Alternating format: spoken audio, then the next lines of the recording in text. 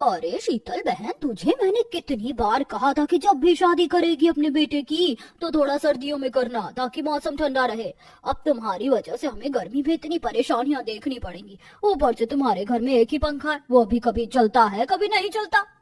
अरे दीदी, तुम परेशान क्यों होती हो? मैंने बहुत अच्छी जगह हाथ मारा है। मेरी छोटी बहू अच्छी खासी आएगी, और पता है साथ में एसी कूलर फ्रिज सब कुछ लेकर आएगी।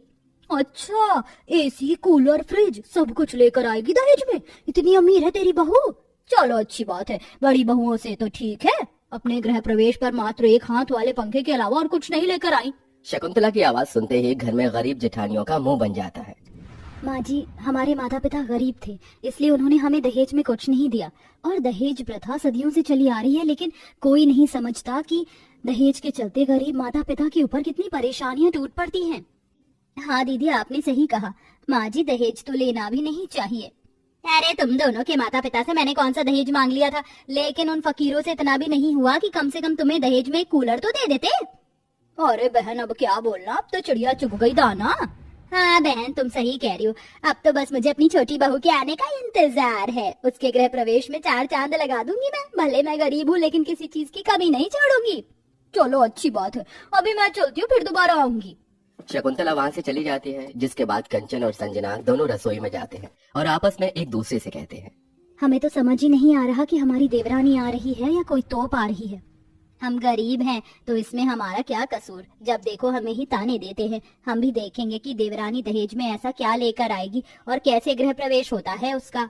ऐसे ही धीरे धीरे कुछ दिन बीत जाते हैं, जिसके बाद अंशुल की शादी की तैयारियां शुरू हो जाती हैं। अरे ये कैसे हल्दी लगा रही हो? मेरे बेटे को थोड़ा मलबल के लगाओ, तुम दोनों भाभियां हो।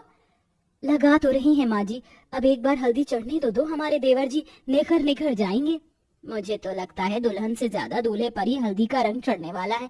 आखिर हमारा होने वाला दूल्हा है जो इतना सुंदर। अरे भाभी, आप भी ना। और नहीं तो क्या देवर जी, अपनी पत्नी के आने के बाद हमें भूल तो नहीं जाओगे? ये भी कोई बात है भला? एक देवर अपनी भाभियों को कभी नहीं भूलता। देखो, अभी से ही ज्यादा आग लगाने लग गई हो। तुम्हारे कहने का क्या मतलब है? अब उसकी नई नई शादी होगी तो क्या अपनी पत्नी को प्यार भी ना करेगा? इस तरह शीतल अपनी दोनों बड़ी बहू को डांट देती है। ऐसे ही शादी की रस्मों के बाद वो दिन भी आ जाता है जिस दिन अंशुल बारात लेकर अमीर देवरानी के घर पहुंचता है, जहां उसकी दोनों भाभियां गाना गाती हैं। हुक्म चलाऊंगी मैं, आंख दिखाऊंगी मैं, सहमी खड़ी रहेगी मेरी देवरानी। दोनों का ये गाना सुनने के बाद महक अपने मन में सोचती है, आंख और हुक्म तो देखते हैं अब किसका चलता है जेठानी जी। एक बार मेरा गृह प्रवेश तो होने दो। लव मैरिज है इसलिए चुप हूँ, अरेंज मैरिज होती तो बताती। अंशुल और महक की लव मैरिज हो रही थी। अंशुल को अपनी ही कंपनी के बॉस की बेटी यानी महक से प्यार हो गया था, और वहीं महक को भी उससे बेहद प्यार था। इसी के चलते आज उनकी शादी हो रही थी। शादी होने के बाद अंशुल महक को अपने साथ अपने घर ले आता है, जहाँ दरवाजे पर अंशुल और महक खड़े होते हैं। अरे अरे, तुम दोनों यहाँ मुंह क्या ताक रही हो? जाओ जल्दी से आरती की थाली तैयार करके लाओ। हाँ हाँ माँ जी, अभी लेकर आती हूँ। तभी शीतल महक से कहती है, बहू तुझे गर्मी लग रही होगी, रुक जा, मैं जरा तुझे हवा करवाती हूँ। जाओ कंचन, जरा हाथ वाला पंखा लेकर आओ और अपनी देवरानी को थोड़ी सी हवा कर दो।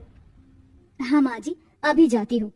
कंचन हाथ वाला पंखा लेकर आती है और उसी से दरवाजे पर खड़ी महक को हवा करने लगती है। पसीने में भीग रही महक कहती है, अरे और कब तक यहाँ गृह प्रवेश के लिए खड़ा होना पड़ेगा मुझे? बस थोड़ी सी देर और, बहू आती ही होगी संजना आरती की थाली लेकर। शीतल इतना कह ही रही थी कि तभी आरती की थाली लेकर संजना आ जाती है। अब सास अपनी नई बहू की आरती उतारना शुरू कर देती है। तभी घर के बाहर एक ट्रक आता है जिसमें दहेज का बहुत सारा सामान होता है, एसी, कूलर, फ्रिज, अच्छा फर्नीचर, सब कुछ, जिसको देखते ही शीतल अपनी बहू की आरती उतारते उतारते दरवाजे से बाहर आंगन में आ जाती है और सामान देखते हुए बहुत खुश हो जाती है। हे प्रभु, हे ईश्वर, तूने तो साफ साफ देवी को मेरे घर भेजा है। अपने साथ क्या क्या लेकर आई है? AC, cooler, fridge, furniture, bed, अलमारी, सब कुछ है। कुर्सियाँ भी गद्देदार है। मेरा तो भाग्य ही खुल गया। अपनी सास का ये बर्ताव देख महक मन ही मन सोचने लगती है, कुछ ज्यादा ही खुश हो रही है मेरी सास। इन्हें क्या लगता है कि ये सब सामान मैं बांटने के लिए लेकर आई हूँ? ये सब तो मेरा है और मेरे कमरे में ही रहेगा। तभी अंशुल अपनी माँ को आवाज लगाकर कहता है, माँ, ये सब सामान तो घर में ही आएगा, पहले आप गृह प्रवेश तो कर दीजिए। इस तरह बहुत खुशियों के साथ शीतल अपनी नई छोटी बहू का गृह प्रवेश करके उसे घर के अंदर लेकर आती है। साथ में उसके लिए बढ़िया बढ़िया पकवान भी बनवाती है। अरे अरे, तुम दोनों फिर से बैठ गई। चलो अपनी देवरानी के लिए कुछ अच्छा खाने के लिए लेकर आओ। माँ जी गर्मी तो देखो, थोड़ी देर आराम से बैठने दोगे या नहीं? वैसे माँ जी, हमारे गृह प्रवेश के बाद आपने इतनी खातिरदारी तो हमारी नहीं की थी। हाँ, तो तुम कौन सा मेरे लिए कोहिनूर का हीरा लेकर आ गई थी? जो कहा है चुपचाप सुन लो। इस तरह शीतल घर के सारे काम अपनी दोनों बड़ी बहू से ही करवाती है। वहीं उनकी देवरानी आराम कर रही होती है। शीतल महक का लाया हुआ फर्नीचर, फ्रिज, कूलर अपने हिसाब से घर में सेट करवाने लगती है। लेकिन ये सब देखते ही महक अपनी सास से कहती है, माँ जी, ये क्या, मेरे मायके से आए हुए दहेज आप यहाँ बाहर क्यों रखवा रही हो? ये फ्रिज रसोई में नहीं, मेरे कमरे में होना चाहिए। और कूलर, पंखा, एसी, ये सब मेरे कमरे में ही सेट करवा दीजिए। गर्मी बहुत है और मुझे गर्मी बर्दाश्त करने की आदत नहीं है। लेकिन बहू, मैं सोच रही हूँ कि हॉल में तेरा एसी लगवा दूं और तेरे कमरे में तेरा कूलर। ये सारा सामान मेरे माता पिता ने मेरी सुख सुविधा के लिए दिया है, ना कि आप लोगों की समाज सेवा के लिए। जो कहा है आप वही करवाइए। इस तरह महक बहुत अकड़ के अपने कमरे में चली जाती है। शीतल को इस बात का बहुत बुरा लगता है। एक क्षण में उसके अरमान सारे धरे के धरे रह जाते हैं। हे भगवान, आज तक मेरी दोनों बड़ी बहू ने ऐसा कभी नहीं किया होगा। खैर कोई बात नहीं, सामान हॉल में रहे या फिर बहू के कमरे में क्या फर्क पड़ता है। मुझे इस्तेमाल करने का मन होगा तो बहू के कमरे में ही चली जाऊंगी। लेकिन महक शीतल के ये सोचने का भी उल्टा करती है। अगर कोई उसके कमरे में आता है तो वो गुस्सा करके उसे कमरे से बाहर ही निकाल देती। ना वो अपनी जेठानियों को कमरे में रुकने देती है और ना ही अपनी सास को। पसीने से हालत ही बुरी हो गई है। थोड़ी देर महक के कमरे में चली जाती हूँ, अभी तो वो बाहर गई है। शीतल महक के कमरे में एसी चलाकर सो जाती है। जब महक वापस अपने कमरे में आती है तो अपनी सास को अपने बिस्तर पर सोते हुए देख गुस्से से आग बबूला हो जाती है। आपको समझ नहीं आता क्या माँ जी? कहा था ना मेरे कमरे में मत आना, लेकिन आप नहीं मानी। चलो अपने कमरे में जाओ और दोबारा मेरे कमरे में मत आना। लेकिन बहू, बाहर बहुत गर्मी है, तो मैं क्या करूं? मैंने क्या ठेका लिया है आपकी गर्मी को दूर करने का?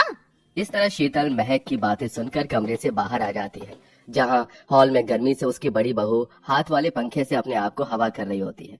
अपनी सास की हालत देखकर वो दोनों अपनी सास को अपने पास ही बुला लेती हैं और अपने हाथों से उनको हवा करने लगती हैं।